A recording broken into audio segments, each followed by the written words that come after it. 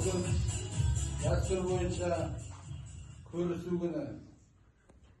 Осы көрісу күнде әрбір мұсылман бір-бірімен кездесіп, бір-біріне жақсы-жақсы тілек айтатын күн. Аман-есен қыстан шыққан күндері. Мына Наурыздан Наурызға жіберейік. Наурызымыз құтты болсын.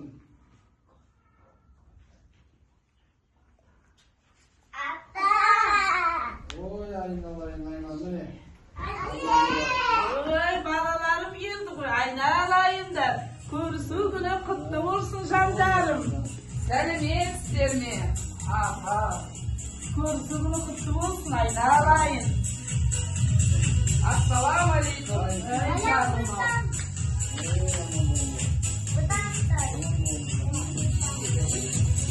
Ассаламу алейкум.